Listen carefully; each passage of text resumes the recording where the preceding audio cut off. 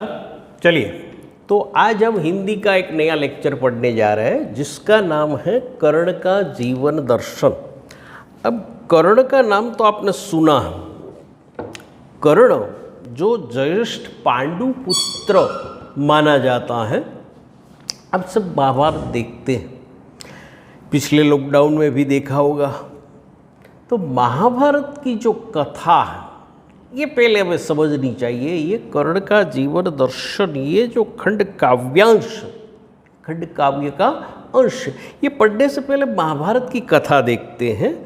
तो महाभारत की कथा के अनुसार कुंती, जिनका विवाह नहीं हुआ था, कौंतल देश की राजकुमारी, तो भगवान की भक्ति कर रही थी। भगवान प्रसन्न हुए और वरदान दिए उसे। तो ऐसे वरदान प्राप्त हुए कि जब भी तुम इच्छा करोगी, कामना करोगी, तो तुम्हें एक पुत्र मिलेगा। अलग अलग देवताओं ने ये वरदान दिया है। तो कुंती ने एक दिन सोचा क्यों न प्रयोग कर लूँ। तो एक दिन उसने सूर्य देव की प्रार्थना की और तुरंत उसे एक पुत्र की प्राप्ति हुई। तो ये सूर्य की कृपा से पुत्र जो प्राप्त हुआ है, सूर्य पुत्र है कर्ण।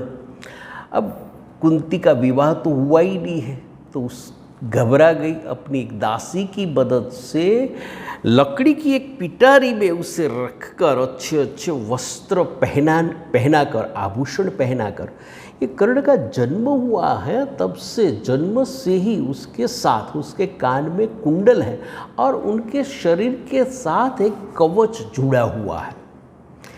तो ये लकड़ी की पिटारी में उसे सुलाकर एक नदी में बहा दिया। अब लकड़ी की जो पिटारी है वह बहती बहती हस्तिनापुर निकली। तो हस्तिनापुर उन दिनों महाराजा धृतराष्ट्र थे, राजा थे। उनका एक सारथी जो निहि संतान था, वह रथ लेकर नदी किनारे निकला था और उसने देखा कि नदी में से, पिटारी में से, लकड़ी की पिटारी में से आवाज़ आ रही बच्चे के रोने की। तो तुरंत रथ रोककर नीचे उतरा, नदी में जाकर पिटारी को उठा कर ले आया। देखा तो एक बच्चा है, सुंदर राजकुमार जैसा बच्चा, अच्छे अच्छे आभूषण वस्त्र पहने हुए था। तो उसे लेकर घर आया। अपनी पत्नी राधा उसे दिखाया कि भगवान ने हम पर कृपा की है, हमें पुत्र की प्राप्ति हुई है। तो ये राधा का पुत्र, इसलिए उसका एक नाम हो गया राधे। वैसे तो वह सूर्य का पुत्र है, लेकिन यहाँ राधा ने उसका पालन पोषण किया है, तो कर्ण का एक नाम है राधे। अब दोनों खुश हो गए। राधा ने ये वस्त्र, ये आभूषण ये लेकर छिपा दिए अपने घर में और लोगों को बताया कि मैंने ही उसे जन्म दिया है। ये राधा हस्तिनापुर के राजमहल की दासी थी, इसलिए कर्ण को दासी पुत्र भी कहा जाता है। ये दासी का पुत्र है, सुत पुत्र भी कहा जाता है, सारथी का पुत्र भी कहा जाता है। तो यहाँ कर्ण वहाँ अपनी माता राधा के साथ बड़ा होकर 4-5 साल का हो गया है, तो राजमहल में उनके साथ जाने लगा। वहाँ दूसरे राजकुमार जो पांडव जिसे हम कहते हैं, ये पांडवों के साथ खेलने, कौरव और पांडव, उन सभी राजकुमारों के साथ वह भी खेलता था। अब वहाँ पांडवों को एक दिन धनुष विद्या, शस्त्र विद्या सिखाना प्रारंभ होना था। तो कर्ण भी वहाँ शामिल हो गया कि भाई मुझे भी ये शस्त्र विद्या सीखनी है। तो गुरु द्रोण, कृपाचार्य, उन्होंने मना कर दिया कि भाई ये तो राजकुमारों को सिखाने की बात है, तुम तो एक दासी पुत्र हो, सूत पुत्र हो, तुम्हें क्या सीखना है? रथ चलाना सीखना है, सेवा करना सीखना है, ये तुम्हारे काम की चीज़ नहीं है। ऐसे अपमानित कर दिया उसे। तो निराश होकर वह घर चला आया। धीरे धीरे वह बड़ा होने लगा, लेकिन तीव्र इच्छा थी ये शस्त्र चलाने की, धनुष विद्या सीखने की तीव्र इच्छा के कारण एक दिन निराश होकर जंगल में घूमने लगा। निकल गया घर से। चलते चलते जंगल में एक जगह पर उसे परशुराम ऋषि का विलाप हुआ। परशुराम ऋषि ने देखा कि तेजस्वी युवान है, जरूर ये ब्राह्मण होगा। और कर्ण ने उसे प्रणाम किया और कहा, मैं आपसे धनुष विद्या सीखना चाहता हूँ। तो परशुराम ऋषि ऐसे ही समझे थे कि जरूर ब्राह्मण होगा, फिर भी उसने एक प्रश्न कर लिया कि तुम क्षत्रिय तो नहीं हो ना? तो कर्ण ने सच बताया, जो जानता था उसी अनुसार उसने बता दिया कि नहीं, मैं क्षत्रिय नहीं हूँ। तो गुरु परशुराम ऋषि तो ऐसे समझ गए कि जरूर तो ये ब्राह्मण है। तो ब्राह्मण समझकर उसने धनुष विद्या सिखाना प्रारंभ कर दिया। धनुष विद्या सीख भी ली। एक दिन की बात है, गुरु शिष्य कहीं जा रहे थे, धूप के दिन थे, गुरु थक चुके थे परशुराम ऋषि। तो एक वृक्ष के नीचे पहुंचकर कर्ण को कहा, कर्ण तुम यहाँ बैठो, मैं तुम्हारी गोद में मेरा मस्तक रखकर आराम करना चाहता हूँ। कर्ण बैठ गया, उसके अंक में, उसकी गोद में अपना मस्तक रखकर परशुराम ऋषि मुनि आराम करने लगे। वृक्ष की छांव थी। तो उस वृक्ष में रहने वाला एक कीड़ा धीरे धीरे वृक्ष से नीचे उतरा। चलते चलते चलते कर्ण की जांघ के नीचे पहुंच गया और वहाँ कुतरने लगा। कुतर कर खाने लगा तो लहू निकल आया, खून निकल आया, खून बहने भी लगा। अब कर्ण समझ तो गया कि मेरी जांघ के नीचे कीड़ा है, कुतर रहा है, खून निकला है, लेकिन हिल तो नहीं सकता क्योंकि गुरु की निंद्रा है। उनकी नींद में विक्षेप न पहुंचे इस हेतु वह बैठा ही रहा। लेकिन खून निकल रहा है और निकलते निकलते खून बहते बहते गुरु की पीठ तक पहुंच गया और गुरु की पीठ को, खुली पीठ को स्पर्श हुआ गर्म खून का। एकदम जाग उठे परशुराम ऋषि। उन्होंने देखा कि कर्ण तो अभी भी स्थिर बैठा है, उसकी जांघ के नीचे कीड़ा उसे कुतर रहा है, खा रहा है और खून बह रहा है। ये ब्राह्मण नहीं हो सकता। परशुराम ऋषि ने सोचा, इतनी सहन शक्ति ब्राह्मण में नहीं होती। तो यह सोचकर परशुराम ऋषि ने अपनी आंखें बंद की और अपनी दिव्य दृष्टि से देख लिया, ये तो क्षत्रिय पुत्र है। और क्रोधित हो गए परशुराम ऋषि और शाप दे दिया कि तुम झूठ बोलकर मुझसे विद्या सीख चुके हो। ये धनुष विद्या सीखी है लेकिन अंत समय में तुम्हारे काम में नहीं आएगी। मैं तुम्हें शाप देता हूं क्योंकि ये झूठ बोलकर तुमने ये हासिल की है। तुम ब्राह्मण नहीं हो, तुम क्षत्रिय हो। फिर भी कर्ण ने कहा कि नहीं, मैं क्षत्रिय नहीं हूं, मैं झूठ नहीं बोला हूं, मैं जो जानता हूं उसी के अनुसार मैं क्षत्रिय नहीं हूं। लेकिन परशुराम ऋषि मुनि तो समझ चुके थे, शाप दे दिया। अब क्या करे? कर्ण निराश होकर फिर हस्तिनापुर आया। घर में खोज करने लगा कि ऐसा क्या है, मैं सारथी पुत्र नहीं हूं, मैं दासी पुत्र नहीं हूं, मेरी मां राधा नहीं है। बहुत खोज करने के बाद घर में से वह पिटारी, वह वस्त्र, वह आभूषण उसे मिल गए।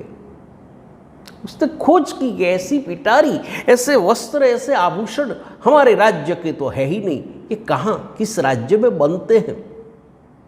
तो ढूंढते ढूंढते पता चला कि नदी जिस दिशा से आती है, कौंतल देश से, वहाँ की ये पिटारी है, वहाँ बनी हुई है, वहाँ के वस्त्र और आभूषण है। वह लेकर वहाँ पहुँचा और जांच की कि भाई ऐसे वस्त्र और आभूषण उस राज्य में कौन पहनते, कौन रखते, कौन बनाते, किसने खरीदी थी ऐसी पिटारी।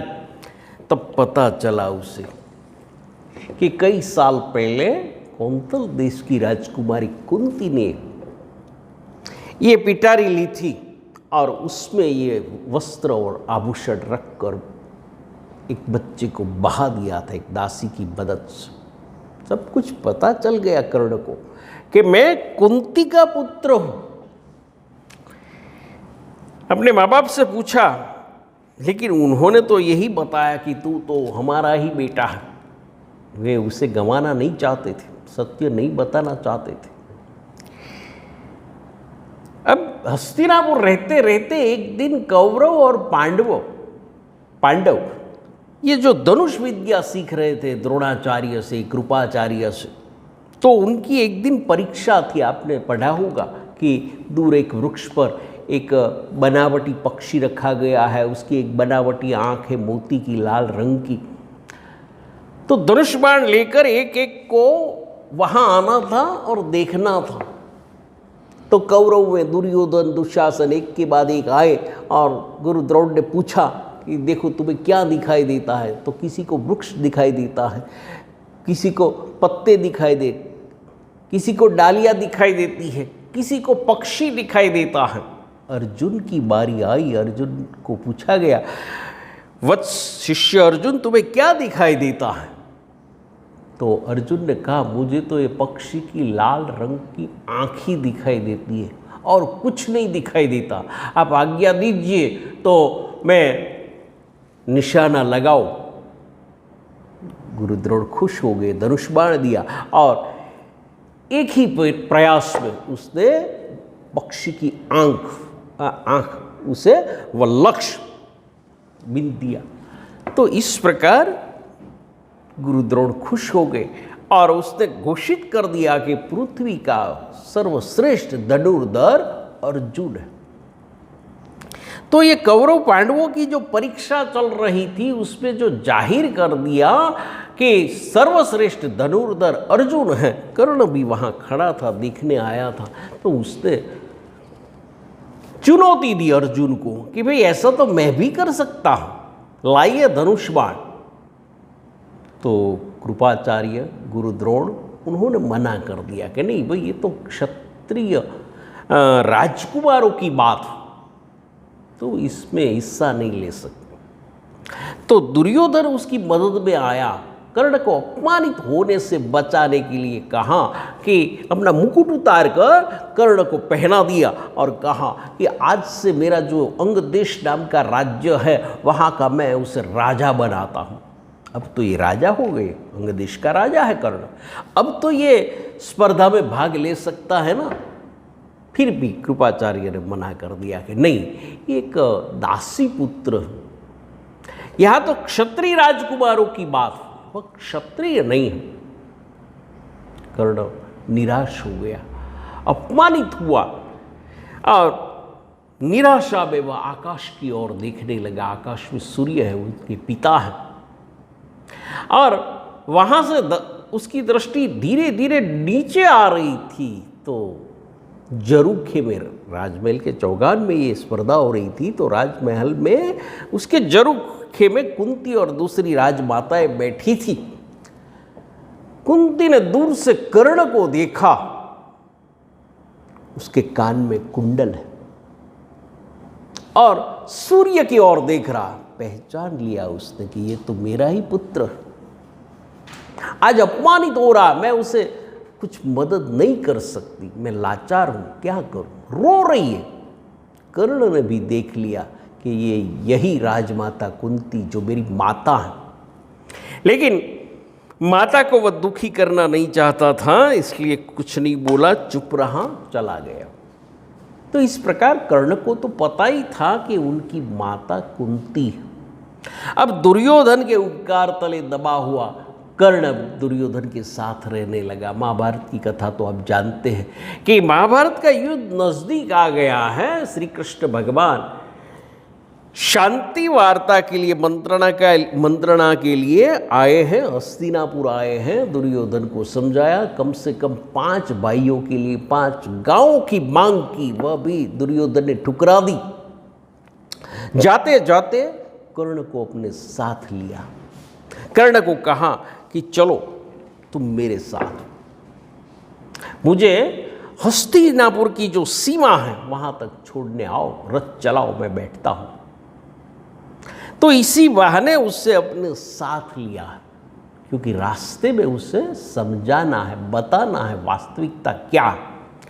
तो रास्ते में वे बातचीत कर रहे, श्री कृष्ण भगवान कह रहे कि तुम जानते हो तुम ज्येष्ठ पांडु पुत्र हो। ये जो 5 पांडव हैं उसमें सबसे बड़े तो तुम हो, तुम्हारी माता कुंती है, और ज्येष्ठ होने के कारण ये हस्तिनापुर की राजगद्दी, राजा बनने का अधिकार तुम्हारा है। तुम पांडवों के पक्ष में आ जाओ, तुम्हारे बल पर ही दुर्योधन युद्ध कर रहा है। आज शांति की जरूरत है, युद्ध को टालना है। तब कर्ण ने बताया, मैं जानता हूं प्रभु, ये सब मैं जानता हूं, क्योंकि लोग मुझे दानवीर कर्ण कहते हैं। दानवीर होने के कारण मेरा व्रत है कि सुबह सुबह स्नान करने के बाद जो भी मेरे आंगन आता है मांगने के लिए, वह खाली हाथ नहीं जाता। तो एक दिन की बात है, जब मैं स्नान करके नदी में से निकला ही था तो माता कुंती वहाँ आई थी नदी किनारे रथ लेकर। तो मैं बाहर आया, उसे बताया कि पधारिए राजमाता कुंती जी, मुझे याद कर लिया होता मैं आपकी सेवा में उपस्थित हो जाता, आपको आने का कष्ट करने की कोई ज़रूरत नहीं थी, बताइए क्या आज्ञा है मेरे लिए। तो कुंती माता रोने लगी कि मैं राजमाता नहीं, तुम्हारी माता हूँ, तू मेरा बेटा है, और आपस में भाई लड़ रहे, नुकसान तो मेरा ही होगा, मेरे ही बच्चे मरेंगे। तब कर्ण ने वचन दिया था माता कुंती को कि हे माँ, हे राजमाता कुंती, तू 5 पुत्रों की माता है, तेरे 5 पुत्र हैं, और ये गिनती में गलत साबित नहीं होने दूंगा, तू 5 पुत्रों की ही माता रहेगी। युद्ध में या तो मैं अर्जुन को मार दूंगा या अर्जुन मुझे मार देगा, मैं दूसरे पांडवों से युद्ध नहीं करूंगा, युधिष्ठिर, भीम, सहदेव, नकुल, उनसे नहीं मारूंगा, मैं वचन देता हूं। तो इस प्रकार मैं जानता हूं कुंती मेरी माता है। एक और प्रसंग कर्ण ने बताया कि मैं दानवीर कर्ण हूं और अर्जुन जो है देवराज यानी इंद्र की कृपा से प्राप्त हुआ पुत्र है, मैं सूर्य पुत्र हूं, और देवराज इंद्र देवताओं का राजा है। उनको चिंता हुई अपने पुत्र अर्जुन की कि जब तक कर्ण के कान में कवच कुंडल है तब तक तो उसे जीता नहीं जा सकता, उसे कोई हरा ही नहीं सकता। तो इसी चिंता में देवराज इंद्र ने एक ब्राह्मण का रूप लिया। ब्राह्मण का रूप लेकर मेरे राजमहल में आए। लोगों ने भी बाहर से देखा होगा, कोई ब्राह्मण मांगने जा रहा है, कर्ण के द्वार से तो कोई खाली हाथ जाता ही नहीं। तो कर्ण ने उनका स्वागत किया, कहा आइए पधारिए ब्राह्मण देवता, बोलिए क्या चाहिए। तो उस ब्राह्मण ने कहा कि मुझे तुम्हारे कान में जो कुंडल है ना, वह कुंडल चाहिए, और तुम्हारे शरीर के साथ जुड़ा हुआ ये कवच है, वह कवच चाहिए, दोनों सोने का था। तो कर्ण ने कहा कि हे ब्राह्मण देवता, आपको तो युद्ध करना होता ही नहीं, हम क्षत्रिय, राजा महाराजा कभी ब्राह्मणों को नहीं मारते, आपको युद्ध नहीं करना है, युद्ध के नियम थे। क्षत्रिय कभी ब्राह्मण को, बच्चों के साथ, स्त्रियों के साथ, निहत्थों के साथ युद्ध नहीं करते। तो आपको तो लड़ना ही नहीं है, आपको ये कवच कुंडल की क्या आवश्यकता है, इसमें जितना भी सोना है कुंडल में या कवच में, उससे दुगुना सोना मैं आपको दान करता हूं, आपको तो सोना चाहिए। तो ब्राह्मण ने मना कर दिया कि नहीं, मुझे वही कवच कुंडल चाहिए, नहीं तो मैं ये चला खाली हाथ। लोग कहेंगे कि कर्ण के द्वार से एक ब्राह्मण खाली हाथ लौटा था, तुम दानवीर कर्ण कहलाते हो। ये दानवीर, ये बिरुद, ये विशेषण नहीं रहेगा। अब कर्ण क्या करे, सोचने लगा कि ये तो धर्म संकट आ गया है, यदि मैं कवच कुंडल उतार कर दे दूं तो अर्जुन से कैसे लड़ूंगा। निराश हो गया। निराश होकर आकाश की तरफ देखा, अपने परमपिता सूर्य की तरफ आंखें बंद की और उनके पिता सूर्यदेव ने आज्ञा दी कि बेटा कर्ण दे दे। तुम्हारे सामने जो खड़ा है हम देवताओं के, हमारे देवताओं का राजा इंद्र है। लोग कहेंगे कर्ण इतना महान दानवीर था कि देवताओं का राजा भी उनके यहाँ भीख मांगने या दान मांगने जाता था। तुम्हारा गौरव बढ़ेगा बेटा, दे दे। कर्ण समझ गया। उसने तुरंत कुंडल निकाला। तब ब्राह्मण के रूप में आए हुए इंद्र ने कहा, रुको, ये मैं नहीं ले सकता, तुम मुझे पहचान गए हो। और वे अपने असली रूप में आ गए, देवराज इंद्र के रूप में। और मैं देवराज होकर, इंद्र होकर तुमसे ये कवच कुंडल मांगू? नहीं, मुझे नहीं चाहिए। कर्ण ने कहा कि भाई आप खाली हाथ नहीं जा सकते। बाहर से तो लोगों ने ऐसा ही देखा है कि एक ब्राह्मण आया था मांगने के लिए, और आप खाली हाथ जाएंगे, ये तो ठीक नहीं है। तो ये तो मेरा व्रत भंग होगा।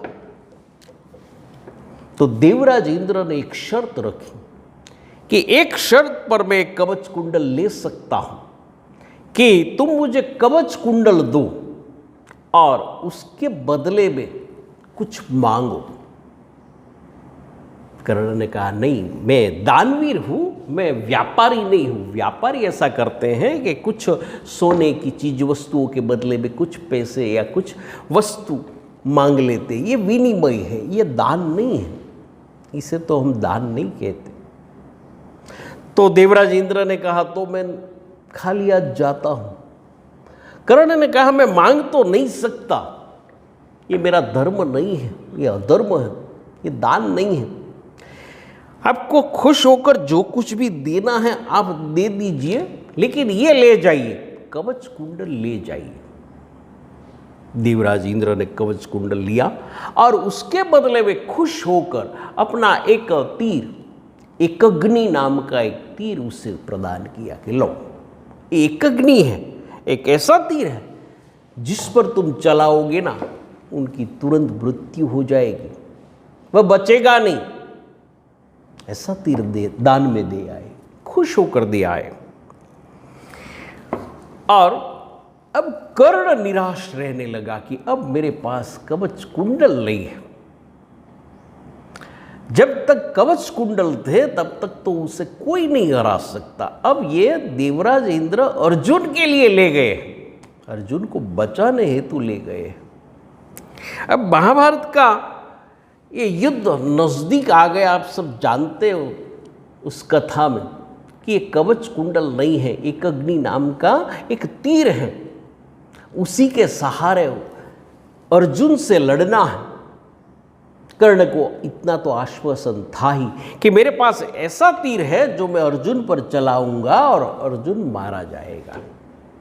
लेकिन महाभारत की कथा के अनुसार एक दिन युद्ध में शुरुआत में ही भगवान श्री कृष्ण ने भीम पुत्र घटोत्कच उसको उतारा। मायावी राक्षसी पुत्र, हिडम्बा का पुत्र है घटोत्कच। तो उसने मायावी रूप लिया और अपने पैरों तले कौरव सेना को कुचलने लगा। युद्ध के प्रारंभ में ऐसा हो गया। कौरव सेना इधर उधर जान बचाने के लिए भागने लगी। खुश हो गए पांडव।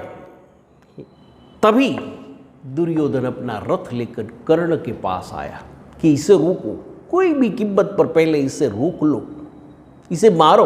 तुम्हारे पास एक तीर है, एक अग्नि, इस पर चला दो, इसे रोक लो, नहीं तो युद्ध आज ही समाप्त हो जाएगा।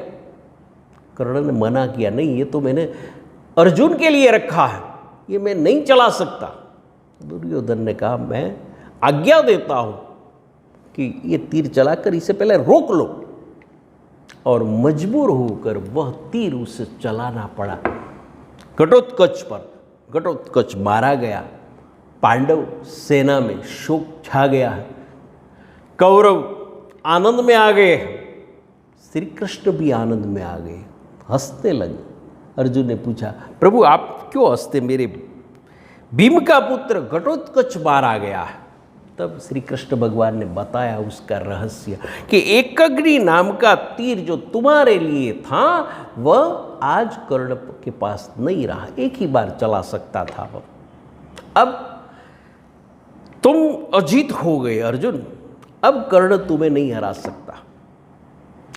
अब जानते हैं महाभारत की कथा में आगे भगवान ऋषि मुनि परशुराम का शाप था कर्ण को कि अंत समय में ये विद्या तुम्हारे काम में नहीं आएगी, और ऐसा ही हुआ। उसका रथ का पहिया जो है वह धरती में फंस गया है, कीचड़ वह नीचे उतरा, और उसके धनुष बाण वह तो रथ में था, नीचे उतरकर रथ के पहिए को पकड़कर बाहर निकालने की कोशिश कर रहा था। श्री कृष्ण ने दूर से ये देखा, तुरंत रथ लेकर सामने आ गए और अर्जुन को कहा, अर्जुन यही मौका है, उसका मस्तक उड़ा दो, मार दो इसे।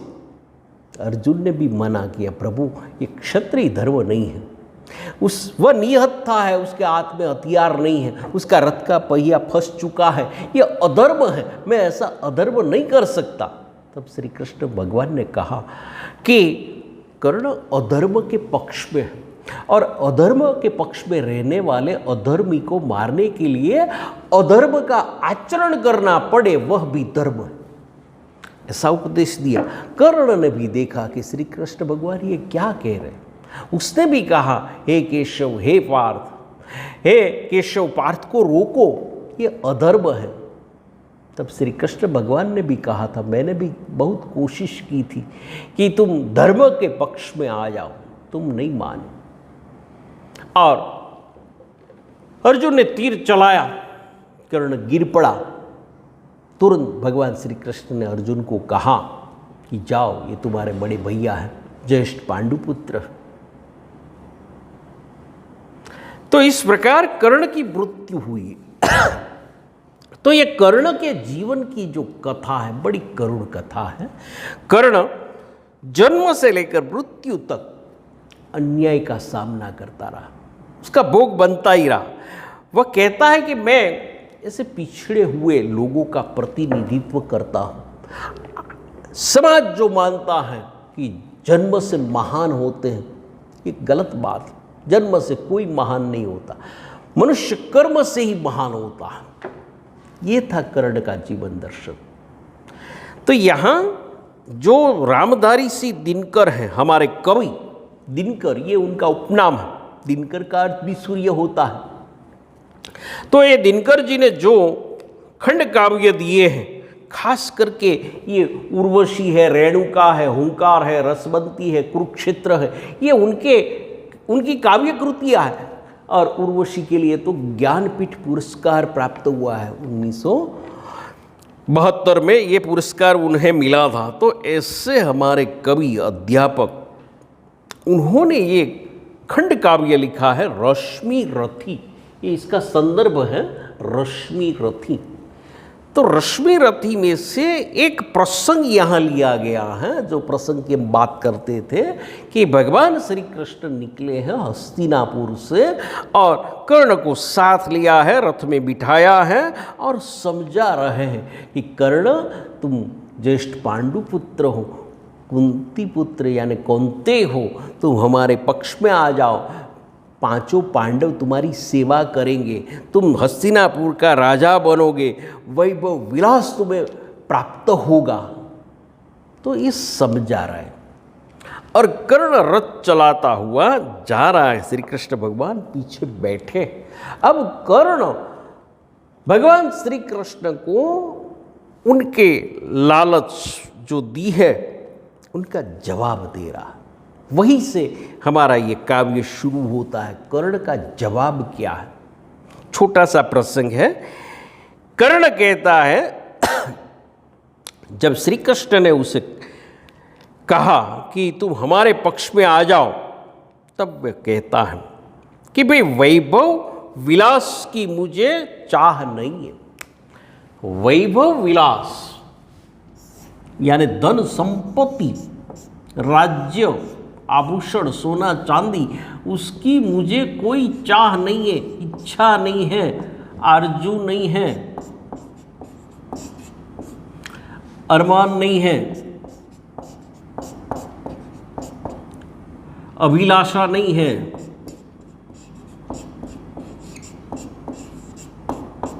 कामना नहीं है, तमन्ना नहीं है। तो ये सारे समानार्थी शब्द हैं। देखिए, कर्ण जो कहता है कि मुझे उसकी कोई चाह नहीं है, चाह यानी इच्छा, आरजू, अरमान, तमन्ना, अभिलाषा, ये सब समानार्थी। तो वैभव विलास की मुझे कोई चाह नहीं है, इच्छा नहीं है, अपनी कोई परवाह भी नहीं है, अपनी खुद की कोई परवाह नहीं है, चिंता नहीं है, मैं खुद की भी कोई चिंता नहीं करता हूं, बस यही चाहता हूं केवल कि दान की देव सरिता निर्बल करतल से जरती रहे सदा। दान की देव रूपी सरिता, सरिता यानी नदी, मेरे करतल से, कर यानी हाथ, संस्कृत शब्द है कर, मेरे करतल से, हथेली से जरती रहे सदा और निर्धन को भरती रहे सदा। मेरे हाथ से, मेरी हथेली से ये दान की देव सरिता हमेशा जरती रहे, और जो निर्धन है, जो गरीब है, जो रंक है, जो जरूरतमंद है, उनकी झोली भरती रहे सदा। यही इच्छा है मेरी। वैभव विलास की मुझे कोई चाह नहीं है। तो कर्ण की चाह क्या है, इच्छा क्या है? इसका भी उत्तर है कि मैं तो बस यही चाहता हूं कि दान की ये देव सरिता, निर्मल सरिता, मेरे करतल यारे मेरी हथेली से जरती रहे सदा। कितना उदात्त भाव है कर्ण का। ये कर्ण का जीवन दर्शन, कर्ण का जीवन के प्रति जो दृष्टिकोण है, जो साक्षात्कार है, यह है, ये जीवन मीमांसा है उसकी। तो लोभ लालच में आने वाला वह नहीं है। धन दौलत नहीं चाहिए, राज्य नहीं चाहिए, सत्ता नहीं चाहिए, आभूषण नहीं चाहिए। उसके जीवन का एक ही लक्ष्य कि बस जीवन भर में दान करता रहूं, जरूरतमंदों को देता ही रहूं। तो ये काव्य प्रारंभ यहां से होता है। आगे हम देखेंगे अगले लेक्चर में कि कर्ण और क्या क्या बातें करता है, क्या क्या कहता है। तो अगले लेक्चर में मिलेंगे और कर्ण की बातें करेंगे। नमस्कार।